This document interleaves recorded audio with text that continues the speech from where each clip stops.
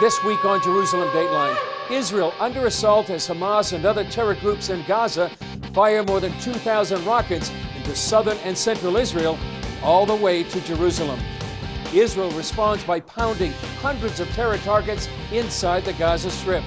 Plus, CBN partners provide a life-saving shelter for Israelis in harm's way. All this and more this week on Jerusalem Dateline. Hello and welcome to this edition of Jerusalem Dateline. I'm Chris Mitchell. For the first time since 2014, Israeli troops are massing on the Gaza border for a possible incursion into Gaza in order to stop the constant barrage of rockets from Hamas and other Islamic groups. Here's a look at the time we spent in southern Israeli communities under fire near the border, where the rocket fire has put millions of Israelis in harm's way, and a look at how the dramatic events of the week unfolded. This video shows the buildup of tanks, troops, and equipment along Israel's border with Gaza. Israel has called up thousands of reservists for what many here believe could be a ground invasion into Gaza after days of constant rocket fire. And we are prepared for any potential scenario as the military, and additional guidance we'll get from the political level. But we'll do whatever is necessary, whatever we can do to make sure that people can sleep in their homes and that what you're seeing here doesn't happen. Since Monday, Hamas and other Palestinian terror groups from the Gaza Strip, about 2 miles behind me, have fired around 2,000 rockets into southern and central Israel. But it's becoming clear Israel is not just fighting these Palestinian groups, but the one who funds, arms, and supports them, the Islamic Republic of Iran. This is a Palestinian Islamic Jihad official boasting of its relationship with Iran. The Mujahideen in Gaza and in Lebanon use Iranian weapons to strike the Zionists. We buy our weapons with Iranian money. An important part of our activity is under the supervision of Iranian experts. I'm not sorry. I'm proud to say that the rockets that are used to pound Tel Aviv have an Iranian signature on them, the signature of Qasem Soleimani. With Iran's support for the terrorists, more than 1 million Israelis are living under the threat of rockets falling at any moment. Put it in park. This is the town of Ofakim near the border. Our CBN News crew hit the ground when we heard the red alert alarm. Well, that's what it's like for Israelis down here in southern Israel. We're in a town called Ofakim. We heard the red alert called Seva Adom. We had to stop the car, get out, and just lay on the ground. That's what Israelis have been doing for several days now, and maybe several more, depending on what happens inside the Gaza Strip. Moments later, the siren sounded again, and this time we joined Israelis rushing for the nearest bomb shelter. Naama Gigi shared what life is like with this constant threat. It's terrifying. It's terrifying. I'm live here, but I'm working near to Gaza, Israel-Gaza border, and then there we have 10 seconds. So I remember 2 years ago actually, when siren was on, and we just took babies and run inside the bomb shelter, and you don't have time to think. With no sign that Hamas and other terror groups are willing to stop the rocket fire, it appears Israel is now willing to put boots on the ground to end this conflict and keep Israelis out of bomb shelters. The massive rocket fire from Gaza began on May 10th. On Monday afternoon, sirens wailed in the city of Jerusalem for the first time since 2014. These Israelis had gathered on Jerusalem Day to march into the city, celebrating the reunification of Jerusalem in 1967. Police also evacuated the Western Wall during the sirens. Several rockets did hit communities on the outskirts of Jerusalem, damaging homes. Israeli Prime Minister Benjamin Netanyahu warned Hamas and other Islamic groups. This evening on Jerusalem Day, the terrorist organizations in Gaza have crossed the red line and attacked us with missiles in the outskirts of Jerusalem. Israel will respond with great force. We will not tolerate attacks on our territory or our capital, on our citizens or our soldiers. Later in the week, the rocket barrages increased substantially. In the heaviest fighting since 2014, Hamas and other terror groups fired more than 1,000 rockets within a day and a half. It's the largest ever rocket fire on south and central Israel. The rocket salvos and the interceptions by the Iron Dome anti-missile system lit up the night sky over Tel Aviv in what looked like a Star Wars battle. Israel suspended flights from David Ben-Gurion Airport for an hour when rocket fire hit nearby. During the day, the skies over southern Israel witnessed the aerial battle between the rockets and the Iron Dome. All of these rockets were fired from densely populated civilian areas in Gaza by terrorists, blatantly disregarding human life and security of Palestinians and aiming to kill Israeli civilians. We are responding to Hamas's aggression by firing rockets at Israel, at our capital, and by forcing more than 1.5 million Israeli civilians into shelter. In a campaign called Guardians of the Wall, Israel launched more than 500 surgical airstrikes to stop the rocket fire. Israeli Prime Minister Benjamin Netanyahu met with Israel's security cabinet. The conclusion of the meeting is to increase even more the force of the strikes and also the rate of the strikes. Hamas will now receive blows that it did not expect, and I know that this also involves patience and a certain sacrifice on your part, citizens of Israel. Inside Gaza, Hamas vowed to keep fighting, and its leader, Ismail Haniyeh, said it shifted the balance of power. While Israel's Iron Dome anti-missile system has shot down more than 90% of those rockets, a number have hit Israeli communities like Ashkelon, Ashdod, and Petah Tikva, killing 7 Israelis, including a 6-year-old boy. Israel responding with hundreds of surgical strikes in Gaza to stop the deadly barrages. Many of Hamas's rockets are supplied by Iran, leading 44 Republican senators to call on President Biden to suspend its nuclear talks with the Islamic regime. President Biden spoke at length with Israeli Prime Minister Benjamin Netanyahu and affirmed Israel's right to defend itself. Israel then found itself fighting an internal conflict. Israel is also seeing the worst Jewish-Arab violence in at least 20 years. Arabs have rioted in several Israeli towns, and Jews have attacked Arabs, in one instance, on live TV. Israeli Prime Minister Benjamin Netanyahu condemned the violence on both sides. Nothing justifies the lynching of Arabs by Jews, and nothing justifies the lynching of Jews by Arabs. We will not tolerate this. This violence is not us. Before the internal battle, riots had rocked Jerusalem for more than 2 weeks. Palestinian Authority President Mahmoud Abbas's Fatah Party called for more demonstrations in Jerusalem with this video. This is Jerusalem calling to its residents. And Jerusalem, we will redeem it with our lives. We will sacrifice for the sake of the Al-Aqsa Mosque until the last breath. We will turn the world upside down for the sake of this homeland. Former UN Ambassador for Israel Danny Danon told CBN News Abbas has been behind the riots of the past few weeks. We have to understand that it is not a spontaneous riot. It is orchestrated by President Abbas from the beginning. He decided to cancel the elections in the Palestinian Authority, and he knew that there would be a lot of criticism about that. And immediately he put the focus on Jerusalem. They are using the holy site of Jerusalem in order to incite riots and violence. The riots for the last 2 weeks and the rockets of the last several days come during the Muslim holy month of Ramadan, when there are increased calls for martyrdom, jihad, and holy war. Hopes were high that the situation would calm down with the end of Ramadan on Wednesday. Now it looks like Israel could be preparing for war. Coming up, a look at the incident that many believe helped spark the current conflict.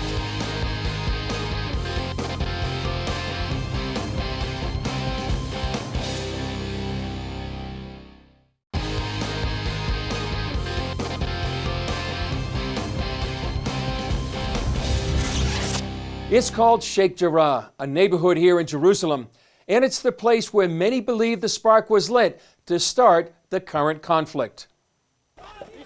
As the world watches this escalation involving Israelis, Arabs, and Palestinians, more questions about what led to the outbreak. Some are tracing it to the eastern Jerusalem neighborhood of Sheikh Jarrah, where clashes have led to protests and calls for cutting diplomatic ties between Israel and Jordan. The seeds of the feud go back decades. In 1948, Jordan took control of eastern Jerusalem, including Sheikh Jarrah. Jews living here were expelled or even killed. Then Jordan and the United Nations gave the area to Arab families. Almost 20 years later, during the Six-Day War, Israel took the area back when it reunited Jerusalem. My father took the house from the Jordanian in 1956. there is agreement between Jordanian and UNRWA. Jordanian give the land, and the UNRWA built a 28 house for 28 refugee family. Now, after 65 years, 4 families with more than 70 people face eviction. Jewish Israelis plan to move in their place. But Israel argues the Jewish claim on the land goes back long before 1948. We have to know the history of this place. We call it Shimon HaTzadik. The land around the tomb of Shimon was purchased by the Jewish community, dated back to 1840. According to Jerusalem's deputy mayor, the two sides had agreed to a legal compromise, whereby the Palestinian residents would be protected tenants, paying a minimal rent without fear of eviction. Ultimately, we're talking about a property dispute.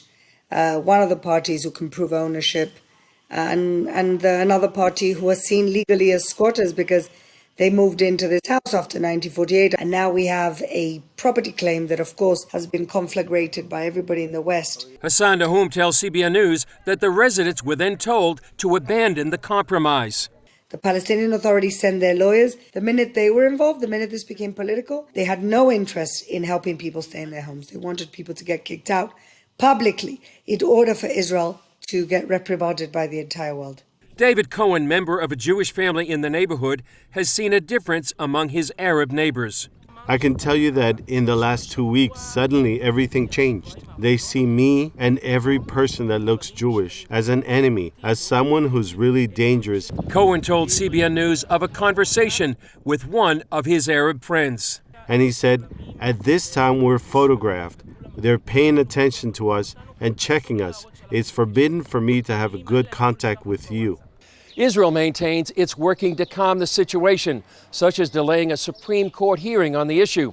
It's also calling for international pressure on the Palestinian Authority to stop the incitement and publicly call for an end to Palestinian violence and terrorism. Coming up, a look back at what's called the Gaza disengagement, how its impact is being felt today.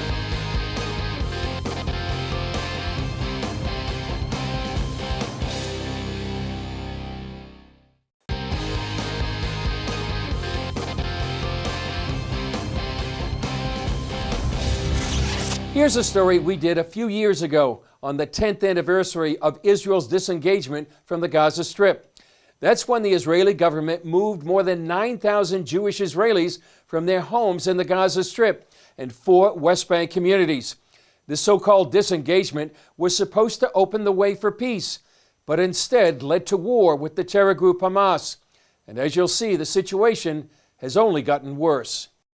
Moshav Nativ HaAsara sits on the front lines of the Israeli-Hamas conflict. CBN's Scott Ross recently visited there and toured the community with resident Hila Fenlon. You know, you're in a center of a village that looks, in first look, normal village. And when you look over there, for example, you can see there's a bomb shelter. That's a bomb shelter? That's a bomb shelter. And this room over here, yes, that is a bomb shelter. But in the last 14 years, when our kids are waiting for the school bus, they wait in here on the doorstep of a bomb shelter, because if the alarm starts, they have less than 3 or 4 seconds to find shelter. So if you have less than 3 or 4 seconds? Seconds, if we're lucky. Nativ HaAsara is the closest Israeli community to the Gaza border. Since the disengagement, it's put the whole village into the range of mortars. Now, mortars are official weapon, made in Iran, made in Russia. We know it because we see the serial number and it says made in Iran. Have many people been killed?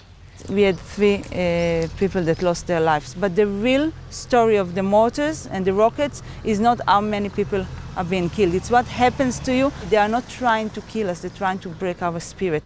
In 2005, then Prime Minister Ariel Sharon unilaterally moved 21 Israeli communities from the Gaza Strip. 3 villages facing Nativ HaAsara soon became launch pads for sending rockets into Israel. Now they're Hamas outposts and training grounds. The Israeli government at the time argued that the one-sided withdrawal would reduce friction with the Palestinians and pave the way to peace. Instead, Hamas won legislative elections in 2006 and eventually seized control of Gaza. Since then, rockets have rained down on Israel, leading to war with Hamas. You're a mother, you have children. Wouldn't you want to live somewhere away from this threat in safety? First of all, of course I do, but you don't leave home for war. If I leave, they won, and I don't have the privilege to lose this war. And if rockets weren't bad enough, last summer's war revealed a frightening new scenario: tunnels. Is this Gaza over here? There's a road that goes all the way along over there. So this is the actual border between Israel and Gaza. This is Gaza City, this is Israel. Where was the tunnel? The tunnel was just over there, just behind us, closer to the houses. It was a mile long, half a mile into the Palestinian side and half a mile into the Israeli side. A mile? A mile long. And you could drive through it? A car can go through, yeah, with electricity, with ventilation. It's meant to serve a very, very big operation. How do you know they're not building new tunnels? We know the building, we don't know where. Do you have much of a military presence here?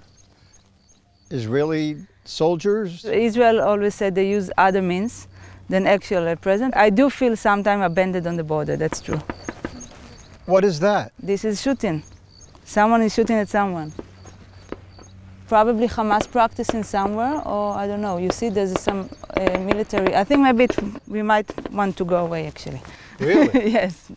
At the border, there are two walls, one to stop sniper fire, the other to stop attackers from entering the community. And this is where Hamas is practicing for the next war right now, as we speak. They are just behind this wall. People pray all over the world for the peace of Israel, or the peace in this land would come, that people's wishes are here. Yeah.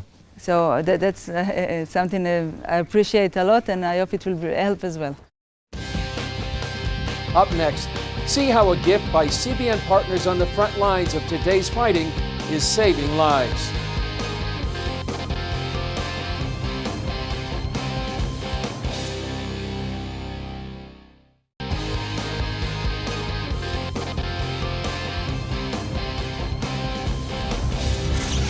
The thousands of rockets flying in southern Israel this week made a recent gift from CBN donors all the more relevant. Take a look. CBN Israel recently installed a bomb shelter at a playground in the town of Yesha, a Jewish community in southern Israel that is often targeted by rockets from Gaza, and it wasn't a moment too soon. Gil Rafua and his wife Shira like to take their children to the playground that's right around the corner from their home, and they say the new shelter is important for their kids to live a normal life. From one side, you want to let them be kids, playing, having fun, do what kids do. And there's another side. The side that's always worried, always have to be on control, always have to know what's going on. That's how we live here. It can be very quiet, and suddenly a bombing. The more bomb shelters there will be, the security feeling will be higher. We can go to the playground and we know there's another shelter there that we can count on. In less than a week, Hamas and other terrorists have launched some 2,000 rockets at communities like Yesha in southern Israel and beyond. Those who live in Yesha and communities close to them have less than 15 seconds to make it to the bomb shelter. We visited them a second time during this current wave of attacks. It's rough.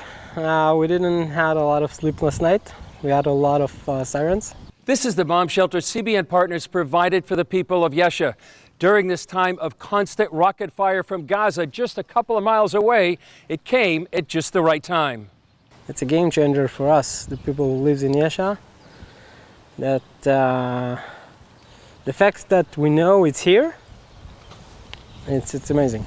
Gil suffers from PTSD due to his time serving with the police and as a medic. He says he is grateful for CBN Israel's donation of the bomb shelter, and having it where his children play will give him and Shira more peace of mind the next time they hear the sirens. A lot of people are talking and doing, but here you're actually here at this time. And at the end of our visit, our CBN News team experienced what it means to have a shelter nearby. You got a live one. That's how it sounds. And back outside, we saw the smoke from the Iron Dome interceptions. I don't think that I can express in words what I'm feeling now, but a big, big thank you and just a hug, a hug from the heart. Having that shelter there now, I can feel more secure to send them to play. Gives a lot of relief. For us, it's a great gift. It's heartwarming to know that people are looking out for us and giving what they can. Thank you. Well, that's one practical way you can help the people of Israel. And please pray for the people of Israel in harm's way, the innocent people in Gaza, and for wisdom for Israel's leaders. Well, that's all for this edition of Jerusalem Dateline. Thanks for joining us. I'm Chris Mitchell. We'll see you next time on Jerusalem Dateline.